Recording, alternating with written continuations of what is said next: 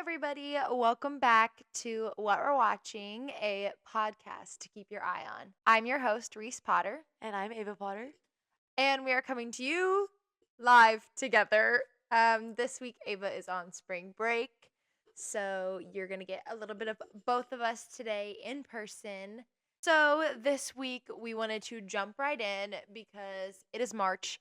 And March is always a really good time where they start putting out awesome movies. March, April, May. It's like really where I feel like the ball gets rolling. Awesome movies and some not awesome movies too.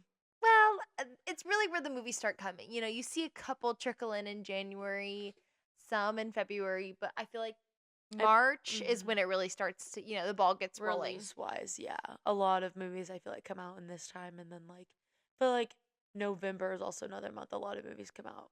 But right now I feel like a lot of them are, more pertaining to coming out. Yeah, I always feel like people put out movies in November, December because it's like right before award season cutoff, and so it's like what's fresh in everybody's mind. I don't know if that's like a strategy. All I know is that Challenger was absolutely snubbed, and it came out in April. So R.I.P. Challengers. Well, I know it doesn't work because Marty Supreme came out and got nothing at the Oscars. And Sinners came out in April and got stuff. So speaking of, I'm letting everybody know I'm seeing Sinners in 70mm IMAX. If you're a movie person, you know how much that is like a big deal. So be ready for a little recap about that. IMAX. 70mm IMAX. You want to know what the only movie I've seen in IMAX is? Zootopia 2. Okay. So let's just hop right into it. This week we're talking about two movies that have come out recently. We saw both of them. We saw the first one separately, and then the second one we saw together. They are very different. Yes, very different. On very different sides of the spectrum. Yes, very drastically different. I would say, deepness level. One is like profound, makes you think about your life and like your purpose, and one is like good eye candy. If you know what scene we're talking about. So let's get right in. The first movie we're going to be talking about is Reminders of Him. Now, this is a Colleen Hoover adaptation. It is based off of the book. I did not read the book. I've read the book. I don't love Colleen Hoover. I think that she's very acquired taste almost because she really loves the theatrics of her stories. I will say she is like the author that I feel like everybody, I don't want to say like goes back to, but like starts out reading with, like if they, stop reading for a long time and they go back to reading. Sorry, I was like, I should have just grabbed it. Because that's what that happened for me, was I didn't read for a long time, and then towards like middle of high school, I started to read a lot more. Because I read, I want to say Ugly Love was the first one I read by her. Oh no, it was Heartbones, which is like, I don't want to say one of her better ones because none of them are great. Like none of them are good. They're all. I will say Ugly Love was the only Colleen Hoover book that I read, and that one destroyed me. See, I've read a lot of them, and I have a lot of them. So I feel like when it comes to knowing what the stories are and knowing how the adaptation's supposed to go, especially with like It Ends With Us and Regretting You, like I read both of those. I am actually really excited for Verity to come out, but it's probably going to be really bad. But I think she needs to stop writing. She's not, it's just like hard because like separate the art from the artist, because she's not a good person and her books are not amazing, but they're the kind of book that you have to keep reading because you're like, what's going on in it, if that makes sense. But yeah, Totally. So for those that have not seen it or have no idea what we're talking about, I'll give you a little synopsis of what Reminders of Him is about. Basically, there's this girl, her name's Kenna. She gets out of prison. she goes back to her hometown and she wants to go see her daughter who she had in prison. And the father of her daughter is she basically killed him, but not like that. Like she it's like not like that. It's iffy. But she goes back to her hometown to see her daughter, and they won't let her see her. Her basically like the mother-in-law, the father's parents, and his best friend, who is like Tyrick Withers, if you would, if y'all know. So she goes back and she starts to like kind of like catch feelings for this guy, but it's kind of, you know, it's no good because that's her dead love of her life's best friend. And like, what are you doing, girl? So some crazy shit starts to happen. Um a whole bunch of stuff. It kind of like goes up and down and up and down and up and down. But yeah, Ava, what did you feel like it was, you know, it went along with the book pretty well, or do you think that it kind of like strayed? I feel like for the most part, it stayed pretty well into what the book says because this book I have annotated it, so like I know pretty well what happens in the book. I feel like it did an okay job. I feel like it really left out a lot of the deep conversations that Kenna and Ledger had. I feel like that was kind of skimmed over a little bit. They really focused a lot on Diem, which obviously that's like the whole reason why. And but they don't really focus I don't know how to say this. They don't focus a lot on Diem in the book, I feel like. Even though she's the main reason why Kenna's back in town. I feel like they focus more on Ledger and Kenna's relationship and how it's bad for her trying to be in Diem's life, if that makes sense. Um, so I feel like the movie left out a lot of their conversations and left out a lot of, she wrote over 300 letters. Like, she's written so many letters to Scotty, which you kind of see the books alluding to that, but like, there's no real telling of that either. So, and that was pretty prominent in the book, was all of her letters and her writing to Scotty. Um, and then they left out something in the end, but I don't know if I want to talk about it because it is a spoiler. Like, if you haven't read the book, it's not really a spoiler if you have seen the movie, but or haven't seen the movie. It is if you haven't read the book. Okay. Spoiler alert. So here's a spoiler. Okay. So basically, in the epilogue of the book, Kenna is like she was pregnant with Ledger, like Ledger's baby, and has a baby. Pregnant with Ledger. She's pregnant and Ledger's in her belly. No. So basically, she's pregnant and she's having a baby. She's having a baby. But they name the baby Scotty. So like at the end of the book, she says like, "Hi, Scotty," like to the baby. That's like the end of the book. Is that not weird to you? No, I think it's really. I think it's so incredibly weird. Like, that's your boyfriend's best friend. Your ex-boyfriend who's dead, who you killed 6'7", and your daughter's dad? I don't know. I will say, though, not pertaining to this, but like still with the movie, the little girl who plays Diem, Phenomenal. so good. She was so funny, and like I don't know how old she is, probably pretty young, but her acting was just like kind of spot on. I swear, she was really witty. Her one-liners were great, and the ending, I felt like when Kenna tells Diem like I'm your mom, because Diem doesn't know that Kenna is her mom. When she's like, I'm your mom, and Kenna's like, or Diem's like, that's great. Do you want to play with me? Yeah. Like, and then she's like, what was your name again? That's like the most like 5-year-old, 4-year-old reaction to something, because it just made so much sense that she would just be like, okay, whatever you say. What was your name again? Like, that's such a good reaction that a kid would actually have, you know? Yeah. I also think they did she did a really good job in just any scene that she was in.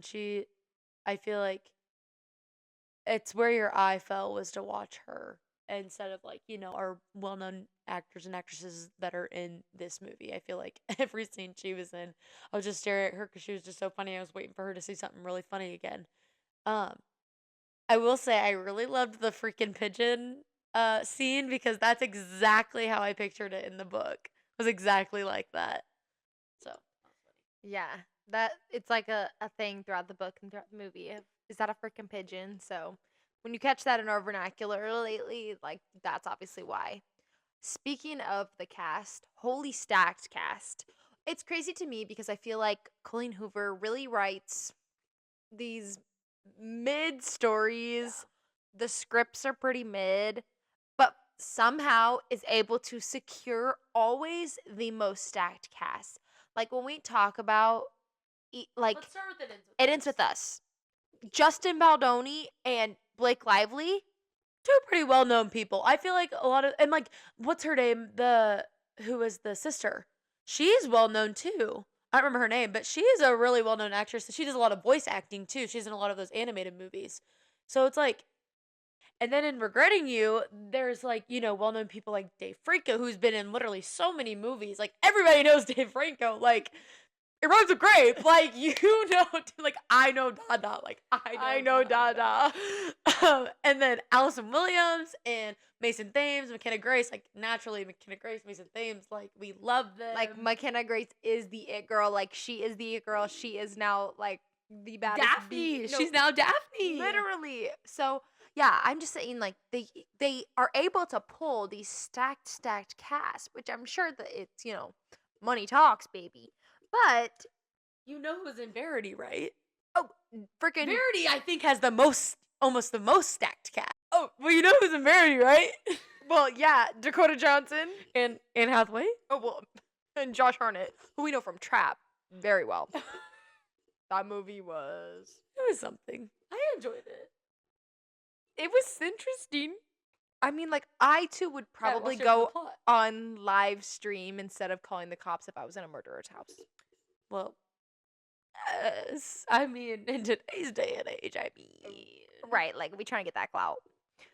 But let's get into the cast that was in this movie. Reminders of him. Of course, we mentioned Tyreek Withers. And if you don't know Tyreek Withers, expect to know Tyreek Withers because he is somebody who I would say is now like heavily on his up and up. He starred in a movie last year, which was his first like feature film. He's been in a couple episodes of like Atlanta and like Tell Me Lies and stuff like that. So random TV here and there. He was also in I Know What You Did Last Summer.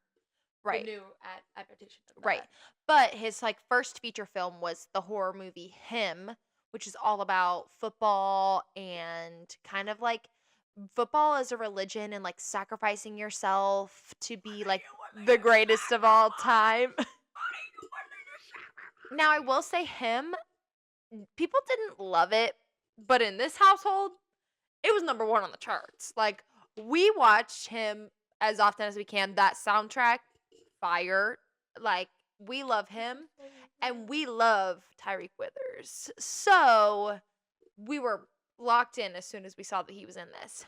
And then Tyreek Withers' counterpart is Mika Monroe, who I love. She's like one of my favorite actresses. She's been around for a while, but she's really catching up some steam within these new films recently. She's in Long Legs that came out a couple years ago. Did you see Long Legs? I'm too scared to watch it. No, Long Legs I loved. I thought that it was like the perfect amount of like stressful and scary. She's also in a bunch of other movies. Like there's this one called Villains that has Bill Skarsgård in it. It's not super popular, but it's very like 2020s Bonnie and Clyde vibes. And then the one that I watched most recently with her in it that also has Nicholas Galantine in it. Yeah. It's called 100 Nights of Hero. It's very like medieval vibes, like kind of the similar energy of like Wuthering Heights, but not like story wise. It's a super entertaining movie. So if you catch a chance to go watch that one. And then one of my all-time favorites of hers, if you need a movie that is literally going to make you sob your eyes out and like roll in a ball and like sit in fetal position for a long moment after thinking about your entire life, It is called After Everything. It has Jeremy Allen White in it. It is so good. It's kind of like a hidden gem. Like, not a lot of people talk about it, but it's actually it's actually devastating. Like, we're holding space for Jeremy Allen White. So it just has like such a cool, awesome cast. And then to top it all off, the mother to end all mothers, my personal favorite Gilmore, Lauren Graham. We'll have a day where we deep dive into Gilmore Girls because there is not a show I think I love as much as I love Gilmore Girls, the depth and everything about it. And I just wanted to get into it because it means so much to me. But yes, it's honestly such an awesome cast. I I'm impressed every single time. It's one of those where it's like you know they're good actors because they can make a movie that would otherwise be really bad into one that you're like, okay, well, I didn't hate it. Like one that you would throw back on later, like if you were like cleaning the house or just like whatever. That's like all three of those movies that are out that are like hers. That's what I would do. I would throw those on if I'm like cleaning or something. Right. Like it's definitely I'm pretty sure on Letterboxd I gave it a 3, which like may have been like a little generous, but also like I said, when you have such good actors, they make a bad script good. And they can make like an insane story enjoyable. And there's like plenty of movies that you see like that. The Housemaid, for example. Yeah, The the Housemaid. the housemaid I think is one. I think any of the like stupid cheesy like romance type ones sometimes you're like okay, but like the cast like, that's where like you get the good people. Like unpopular opinion, that's how I felt about People We Meet on Vacation. Right. I think it's just hard. A lot of the like Those, cheesy rom-com books. It's hard to make a book like to movie adaptation without like making people upset and leaving out some things. So it's just hard. Well, and I feel like a lot of people want depth in movies nowadays and they want it to tell a story and be hard-hitting. But we can't handle a complex female character. And like those books aren't meant to be like People We Meet on Vacation isn't meant to be some like deep cutting, hard-hitting story. Like it's not meant to make you ponder life afterwards. Now, I'll say that like Colleen Hoover might, add a little bit more trauma to her stories and so you think that they're supposed to be a little bit more like that, but at the end of the day, like a shallow book is going to make a shallow movie, you know? Um so yeah, I gave it a 3 stars. I was happy with it. I didn't hate it. What was your review? I gave it a 3.5 because I still liked it. I'm a hypocrite. I still like those kinds of movies. Like I don't know. I think it's the cast at the end of the day that really gets me and really like makes me enjoy the movies. Yeah, but you also have like a deeper connection to it because of the book. I feel like I automatically enjoy a movie more if I've read the book. Yeah, that's true. I will say like I don't.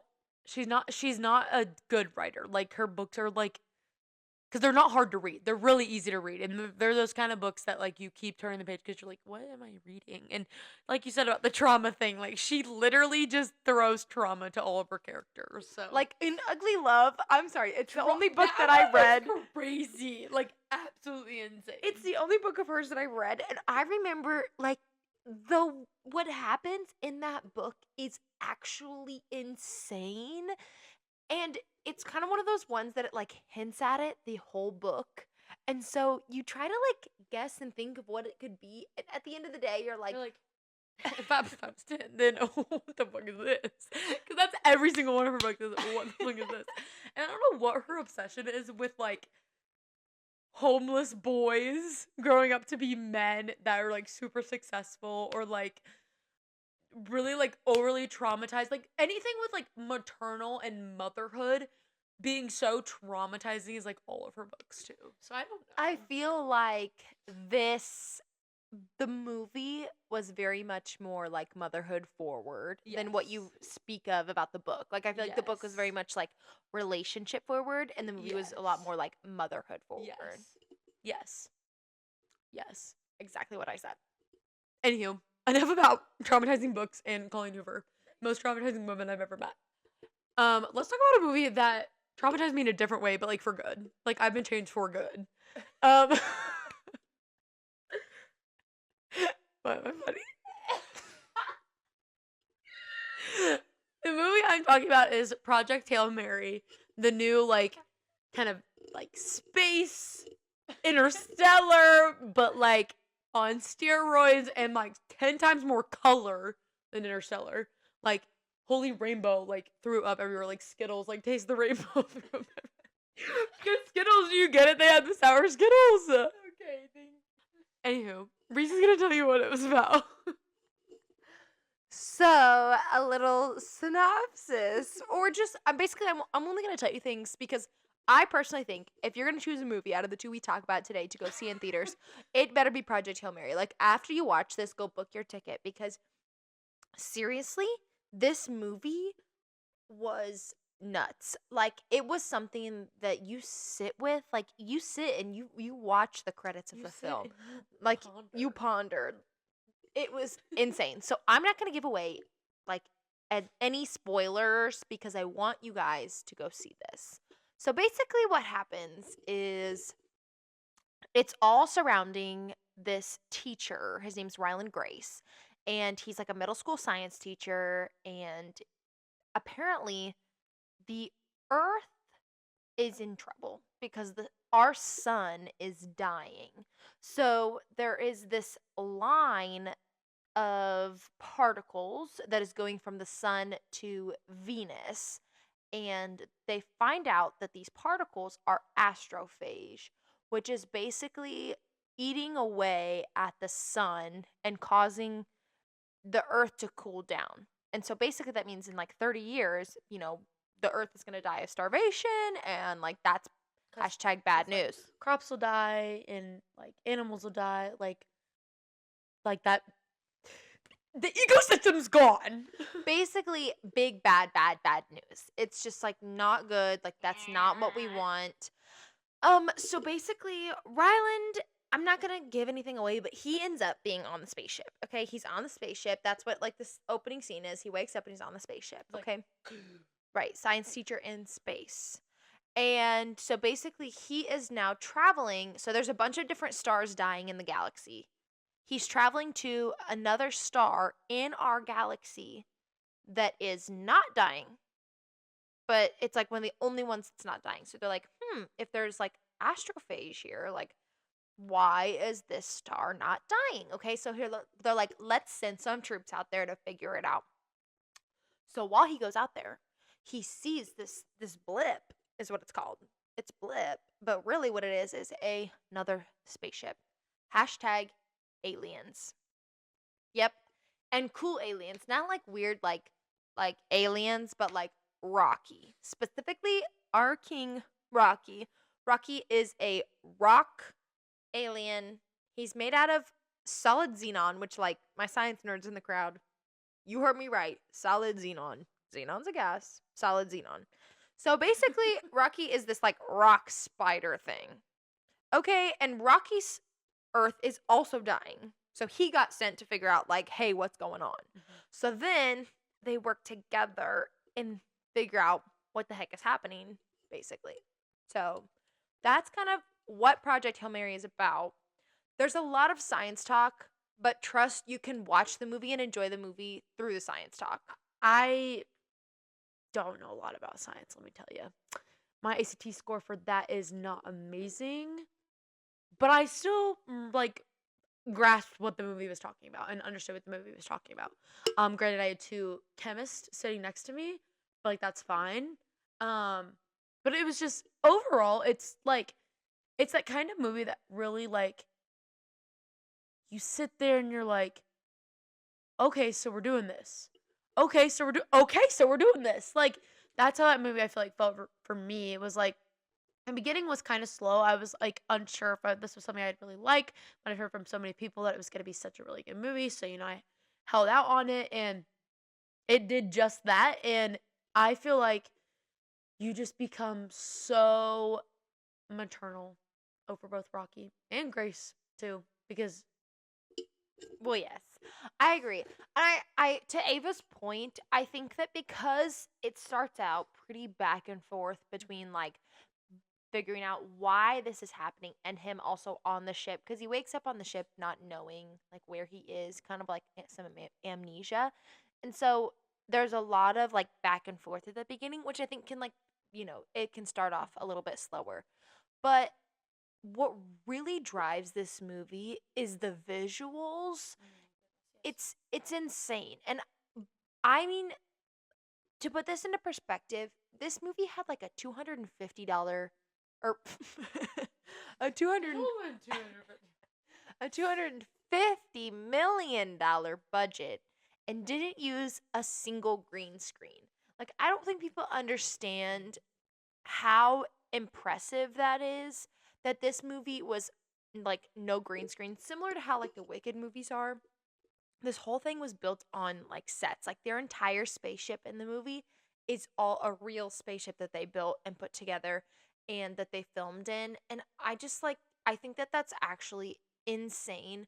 They used like 3D printed art and like Rocky, he's like entirely 3D printed puppet that was controlled by 8 puppeteers. So in the movie, you like all of his reactions and like moments with Rocky are actually with Rocky, like not just with, you know, something random that he's having to like react and interact with. Or like a person in like those green screen costumes with like the little like dots on them. Right. It's a real puppet. Yeah, like very minimal like CGI, like it's actually super super cool how they did all of this.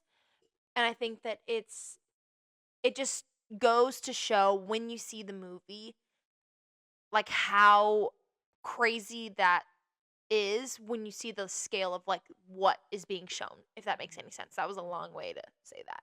But it was insane. If you've seen Interstellar, that's the only other movie that I could compare it to at the like weight that it held and how the stakes that were behind the mission. right. And I feel like the visuals are really comparable because of how detailed and they just felt so big, and not in like a size way, but in like the captivity that it held, if that makes sense. What I really liked is when you talk about the differences between Interstellar and Project Hail Mary, when Matthew McConaughey's character goes to space with on the spaceship and goes on their mission, Earth is already dead, pretty much. Earth is already pretty much dying. So they're just trying to find a new way to or new place to find Earth. What I like about Project Hail Mary is Earth's not dead yet. And he's doing the thing to prevent Earth from dying. And I think that's also visualized really well within the coloring of the movie. Is because in Interstellar, it's a lot more muted tones, a lot more like black and white, especially when they're in space. But then in Project Hail Mary, it's a lot more, bright visuals, bright colors, and like oranges and yellows and greens and reds, and like to where Earth is still alive. You're just trying to find the thing to prevent Earth from being fully dead. Totally. And I think those colors give a sense of hope because Ryan Gosling's character is having to he still has the stakes that he has to save humanity. Whereas Interstellar, they have the option that like they have these fertilized eggs on ship with them. If they can't save Earth, then they start their colony on the planet that they find. Sorry, these are like Interstellar spoilers, but like if you haven't seen Interstellar, like what are you doing? Yeah, so I really felt like it was pretty similar to Interstellar, and it's gonna take me a couple watches of Project Hail Mary before I can give like a definitive like I liked it better or worse than Interstellar, but they're pretty. I left the theater feeling like the same feelings I felt when I watched Interstellar for the first time. Yep, I could agree. That'll yeah, I definitely would like to watch it like once or twice. Um like since the initial watch, just so I can make a more clarified decision.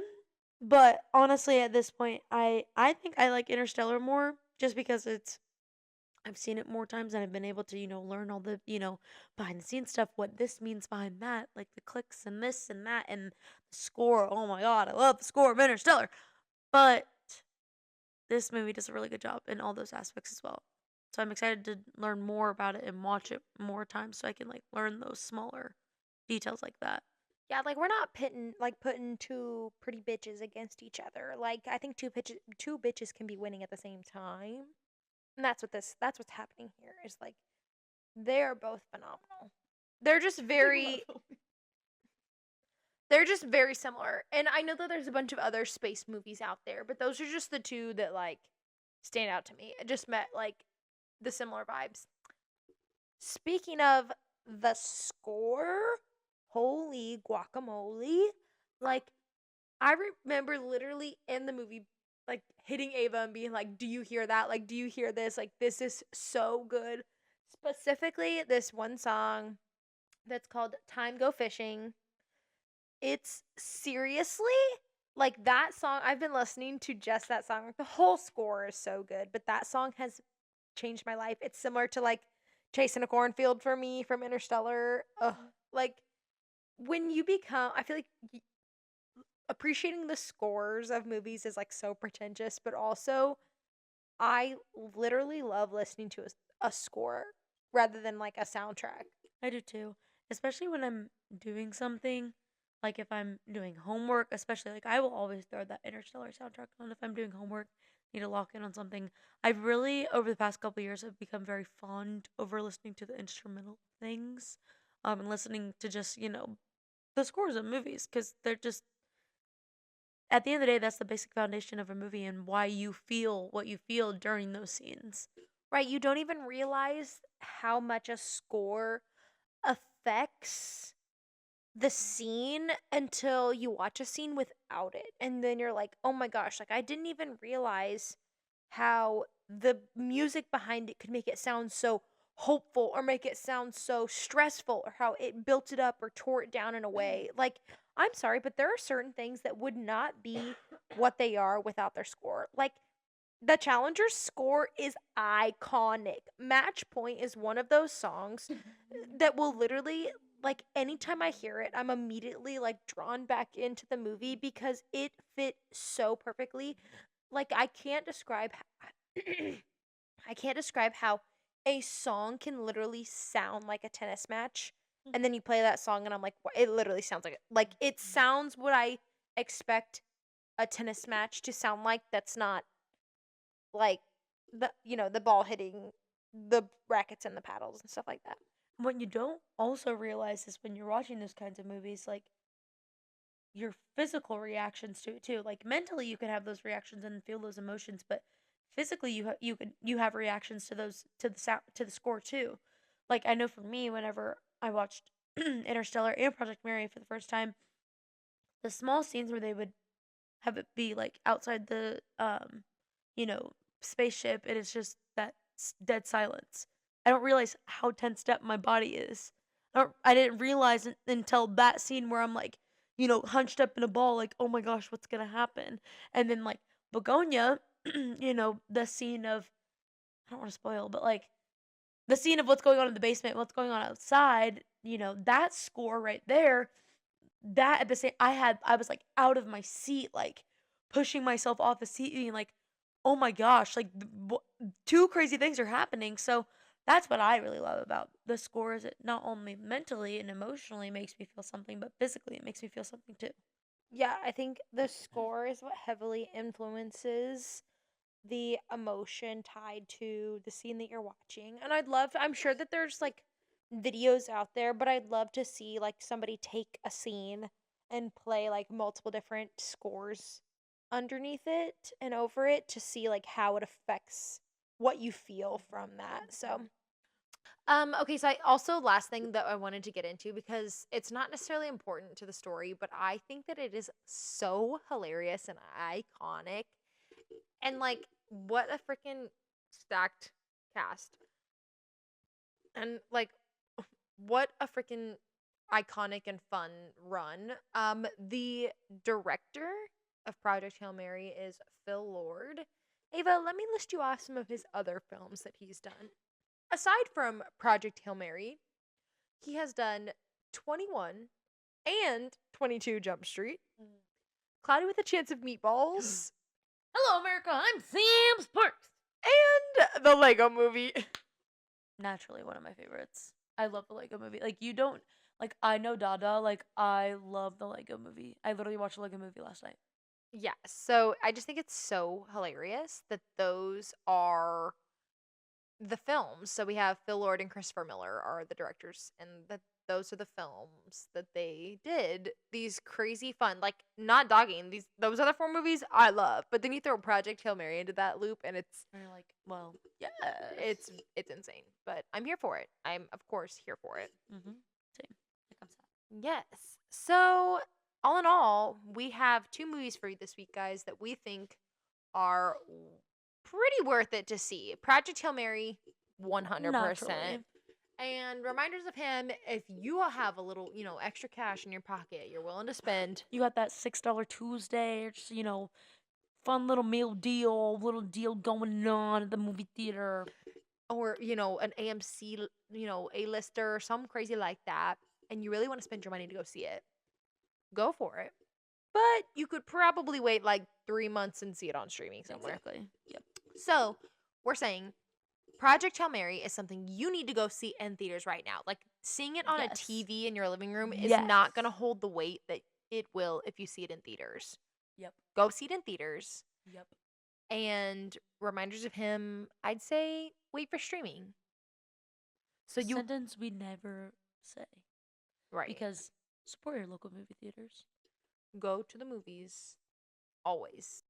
We love you all. We thank you guys for sticking with us for 10 whole episodes. Holy cow. Whoa. So awesome.